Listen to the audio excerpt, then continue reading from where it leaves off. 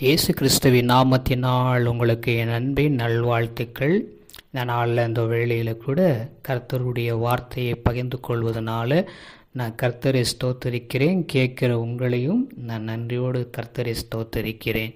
அப்படியே இந்த நாளில் இந்த வேளையில் கூட பார்க்கும் பொழுது உபாகமம் 28ஆம் அதிகாரம் 14வது வசனம். இந்த நாளில் பார்க்கும் பொழுது உபாகமம் 28ஆம் அதிகாரம் 14வது வசனத்தில் கடைசி பகுதியில் பாருங்கள், கர்த்தர் உன்னை வாளாக்காமல் தலையாக்குவார், நீ கீழாக்காமல் மேலாவாய்.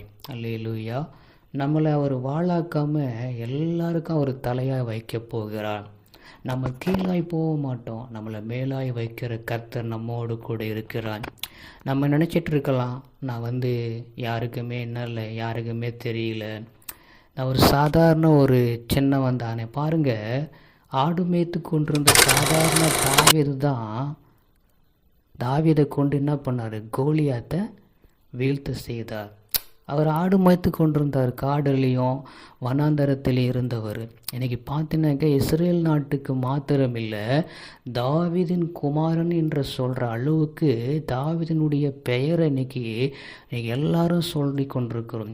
அவருடைய சந்தேகம் தான் ஆண்டவராக இயேசு கிறிஸ்துவே பிறந்தார். அதனால தான் தாவீதின் குமாரனே எனக்கு இறங்கன்னு சொல்லி பதைமை கூட கேட்டதை பார்க்க முடிகிறது. ஏன் இதை சொல்ல வரும்னா, நம்ம இன்றைக்கி அநேகருக்கு அற்பமாக எண்ணப்பட்டு நம்ம ஒரு வனாந்தரத்தில் நம்ம யாருமே தெரியாத ஒரு இடத்துல நம்ம வாழ்ந்து கொண்டிருக்கலாம். கர்த்தர் நம்மளை நிச்சயமாக ஒரு தலையாக்குகிற ஒரு காலம் வந்திருக்கிறது.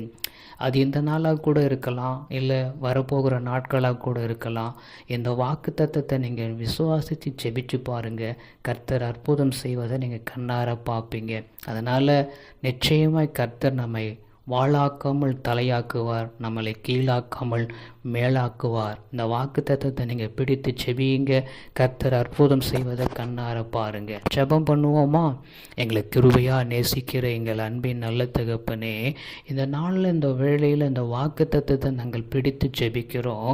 உன்னை வாளாக்காமல் தலையாக்குவே, நீ கீழாக்காமல் மேலாவாய்னு வாக்கு கொடுத்தீங்க ஐயா. அப்படியே உங்களுடைய வார்த்தையின்படி நாங்கள் ஜெபிக்கிறோம். என்னை தலையாக்கும்படியாக நாங்கள் ஜெபிக்கிறோம். என்னை மேலாக்க வைக்கப்பட போகிறதுக்காக ஸ்தோத்திரம். பெரிய காரியங்களை எங்கள் வாழ்க்கையில் செய்யுங்க. நாங்கள் அற்புதத்தை எதிர்பார்க்கிறோம். ஆமென், ஆமென்.